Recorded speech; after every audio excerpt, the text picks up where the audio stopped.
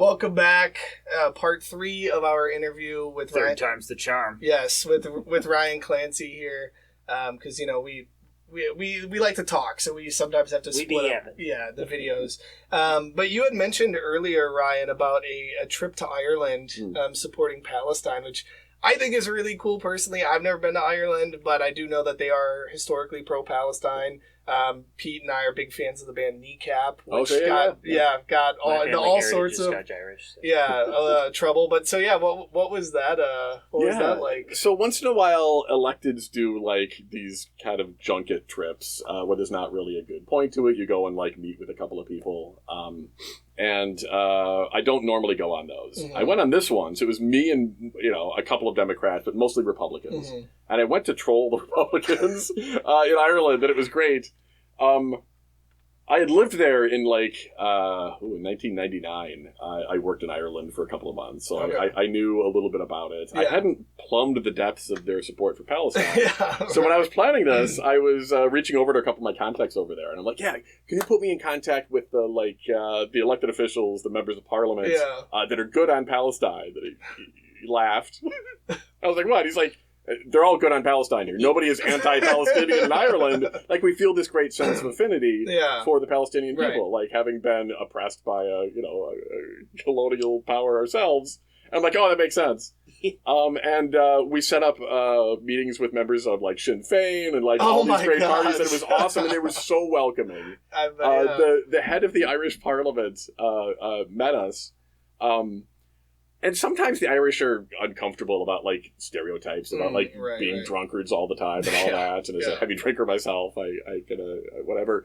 He met us and he's like, started telling us about the bar in Parliament. And how it was just a matter of practicality because staff were sick of trying to go around to all the local pubs and find people for votes. So it was just more efficient to have the bar right in Parliament, which, by the way, I think is a great idea. We could do that in Wisconsin. Like, it's very Wisconsin. Get together. Wisconsin apparently had one in our basement, like a cafe. Yeah, but you see the dumb crap these politicians pass when they're sober. Come on. We couldn't do any worse. I mean, it's worth trying. But it was amazing, and we went and talked to like the Minister of Trade and all that. Wisconsin and Ireland have a great deal of trade back and forth, and soon Ireland is going to boycott products that are made in the settlements in Israel. And they are very concerned that because Wisconsin has this right to boycott, or does not have the right to boycott legislation, and does not allow people having contracts with them to boycott Israel, that we could be sinking millions of dollars in trade between Ireland and Wisconsin. Wow. So every time we'd meet with somebody, I'd be like, embassy staff, like Minister of Trade, like, is this a thing? And they were all very uncomfortable with it. Wow. We're going to see how much the Republicans and some Democrats in our state legislature value our trade relationships with other companies over just being Zionist douchebags. I did not know that was a part of that. I didn't think about it. I don't usually think about Wisconsin trading with other countries. But it's millions of dollars in trade. But some of that is in jeopardy. What's the major trade? Just all sorts of stuff, like weird electronic stuff. We do a lot of dairy that goes back and forth. I can understand like cheese. Yeah. I believe Emma, when she had first reached out to you, you were like, "I'm in Guam," and we just thought we were like, "Oh." He really is legit practicing. That happens, practice, right?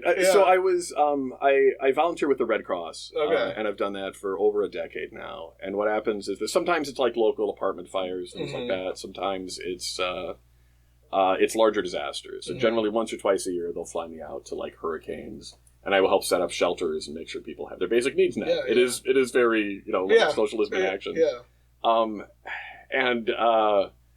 I'm still processing that trip. I've never seen a disaster like that before. Wow. I've been to big disasters like the Pine Islands hurricane and all that. And that's just it. Like, one of the things is that I saw all this horrific stuff and people living in really terrible conditions, and it didn't even make a blip in the news in the U.S. Like, a couple people had heard of it, but it was this. Guam is a U.S. territory, by the way. Yeah. So Saipan. So I had people in the comment section when I'm like, oh, here's me in Guam and then Saipan being like, oh, why don't you help Americans? And I'm like, oh, it is American. These are American citizens. And some immigrants. But it was a super typhoon. And by the way, climate change sucks and has very real disastrous effects for people already living on the margin. And I've never been deployed this early in the year for a hurricane or a typhoon because they haven't happened like that. They're getting earlier in the year and they're getting massive and big. So this one was supposed to go towards Guam. So they flew me to Guam. And the super typhoon stopped and did like a right turn and then hit Saipan. So we were stuck in Guam trying to get into Saipan with some supplies for a couple of days. And we got there and people were eating one meal a day. They didn't have clean drinking water. The shelter that I set up, people were sleeping on the floor of the cafeteria and had been for days by the time we got there. And it was also really beautiful because the families there did not have enough to eat. And every time one of the families cooked, they fed everybody else. Wow. And it was really, it's still hard to talk about, but it was... I was there for 3 weeks. We only got them like cots and, finally started getting them food a couple days after we got there. The cots took a week and a half. Wow. And when those rolled in, people were cheering. And it was like, I can bring my kids up off the floor. Yeah. But I've been disasters before. Generally when it happens, unlike the continental U.S., the Red Cross is able to deploy there really quickly and get stuff there. But because we were relying initially on military transports, fuck the U.S. military, by the way, who would not let us on their transports for days. And it was a logistical thing.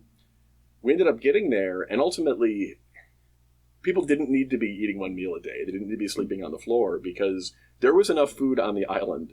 It was just locked away in warehouses and in stores. Oh, my God. So all we did was basically show up and buy stuff, largely, that was already there, and give it to the people who needed it. Wow. And I can't think of a more ridiculous metaphor parallel to capitalism, right? Like, all we had to do was show up and, move food from where it already existed to the people that actually needed it. Yeah. I wasn't growing and harvesting rice. I was just moving stuff around. But it was really, really frustrating to know that there were many days in which we couldn't get there and people were... getting waterborne diseases, getting things that have been eradicated for a long time. Again, in the richest country in the world. Because, again, Guam is part of the U.S.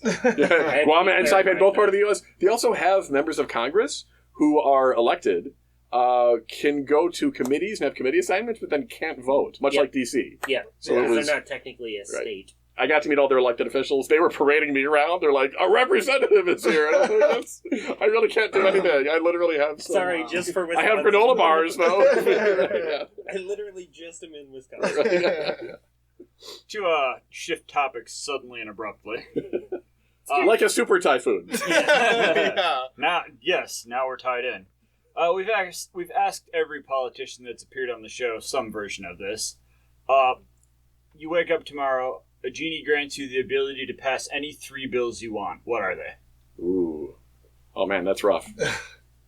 No pressure. Yeah, I know. It's like the easiest softball question we have, but it's actually not easy. I'm on 400 bills. I write more legislation than anybody else than I had that. You have so many that you don't I don't. Right. It's usually like a cost of living, human rights. Yeah. Medicare for all. Some version of that. I would just do one. I would do one omnibus bill that is all of my priorities, and I have 2 left over. It's like beating the wish thing with a genie. All right, the best answer we've ever gotten. So what's the main points in your omnibus? How long do you have? It's going to be providing ending cash bail, providing the right to counsel. Our tenant protection package, which is actually 15 bills, would also be rolled in there. It would make it much easier to be a tenant in Wisconsin, because it sucks right now, because so many legislators are bad faith landlords. It would provide single-payer universal health care, which we can only do right now in Wisconsin. It can be triggered by federal dollars. We would pass that legislation that reduces criminal penalties across the board. Out of curiosity, what makes you and I'm a prison abolitionist, so I get it. I think all of us. But what makes you prioritize that over something like raising the minimum wage? Oh, I wrote that bill too. That's in there. I just had 395 things left to go. But I mean, to answer your question, nobody else is fighting for that, right? Yeah. That is just the Socialist Caucus. Before we got there, nobody was talking. We have 21 bills in our conditions of confinement package. That when we drafted these for the first time last session, we had stakeholders crying. Wow. They knew it wasn't going to pass. They knew it wasn't even going to get a hearing, but folks had never put these things onto paper for them because people don't give a shit. Yeah. That have been, for folks that have been incarcerated and their allies, and it was so emotional to see folks who considered the victory just having legislators put those things down on paper. That is powerful. So that's my answer to that. And it's what nobody else is fighting for, and there is so much to do. And yes, the $20 in 20 and 26 bill, which my office authored. We then handed it over to Rep. Cruz, who was awesome in her first term. And then she picked a Senate sponsor who was Kelda Royce, who redrafted it and diluted it. Of course. It is still good legislation. Everybody should support it. It's great. But it would have ramped up the $20 a little bit faster. We also should get rid of the sub-minimum wage entirely. Right now, our sub-minimum wage for tipped employees is $2.33. Which has been since 1991, which is as long as I've been alive. Absolutely fucking ridiculous. Yeah, right. So yes, all of that. All the things at the same time. As a follow-up to the tenants package, a situation that Dane and I found ourselves in was we were trying to apply for a place, and then they just sent us a letter back saying, like, we didn't approve you, but we're not going to talk about why, because we only have to talk about why in Dane County. And I was like, well, that implies that we can fix that problem. Absolutely. But yeah, is that something that's like a county board level thing, or is that something that like at the state level as part of the tenants right package, if it's not already in there, you could say like you have to give people the exact reasoning why you did it? No, exactly. That stuff should be handled at the state level. You can fight it out at the local level, and that's great, and you should. But the county government can only do what the state allows it to do, whereas like city government can't do anything if the state says unless the state says they can't. Right. So you're kind of playing in different boxes there. Yeah. But no, the state should make things much more transparent. We should be banning application fees. There's so many bad faith landlords who are making a shit ton of money off of application fees, and they know that they're taking in all of these applicants, and they have no intention of actually releasing their shitty properties. Are they allowed to take application fees even if they're full? Yeah. There is. Wisconsin is so bad. Like we really are. We have a ton of landlords. Covered a whole fucking rabbit hole. Yeah, we have a ton of landlords who are writing constantly legislation making it harder to be a tenant, easier to be a bad faith landlord. Yeah. They're not only not recusing themselves from the vote, they're writing these things, bringing them to committee. It's absolutely nuts. We have the same thing in city council here with STRs, short-term rentals, especially with Lambeau Field and how it's designed. Yeah. You know, we have to have short-term rentals to house the amount of people, but also we could put up new hotels. Yeah. No, and that's just it. I mean, what the legislation that I wrote on that, which is part of the package, would allow municipalities to set their own rules, right? You could set a rule on the number of months that something could be a short-term rental. You could set on, you can only own X amount of them. Yeah, like a Schwaben just south of Green Bay is 2 or 7 days. Yeah. And they can still get rentals. Here, we don't have a limit in Green Bay across the road. Yeah. And, it's something so simple. We also have an STR plant on City Council. On that note, though, everything, the deeper I get into, how tenants' rights and stuff work in this state, and also just the country more broadly, but especially here, the more I'm just and you might understand where I'm coming from here, Mao's landlord. I'm not saying we should. I'm just saying it gets more and more. This is going to come back to bite me. Yeah, you don't have to say yes. I'll take it down. I'll just the landlords get the wall policy of 2027. Tenant organizing is really important. Yeah. But more important than that is changing the way that we're looking at housing. I think everybody agrees that we have a housing crisis. Democrats and Republicans both have just been throwing money at for-profit developers for generations. Yeah. It's not working, right? We need to look at social housing. We need to look at cooperative housing. We had a bill come through by Housing Committee that was a $10 million pot of money, and it would have just provided money to for-profit landlords. And I'm like, and it happens all the time. This is very commonplace. And I'm like, you know what? I'm just going to go in and do this. So I come with like all these facts and figures, and I'm like, I just want to amend this to also include cooperative and social housing. And the Republicans were like, this is dumb. And I just kept at it. And I don't know what was going on that day, but one of the Republicans was like, oh no, I've heard of social housing. It's actually okay. And I'm like, whatever. Okay. So we're going back and forth and whatever else. The chair was like, I don't know what cooperative housing is. It seems really weird. And we're like, we're going to have people come visit you. Like, you can go, you have co-ops in your district. Yeah. It passed out of committee. Like, I got a critical mass of Republicans to vote for this. And then Steve Nass, who is a Republican senator, realizes that this thing had passed. He sends an email in all caps, in red on a black background, being like, comrade, just starts going off on all of his Republican colleagues being communists. So now it's not even Joe Biden anymore. It's everybody. Right. No, we finally got a MAGA communist besides Andrew Austin. It's everybody. Fuck Andrew Austin too, man. Every Republican. He's still employed at UWGB, by the way. Andrew Austin's still employed at UWGB. It's ridiculous.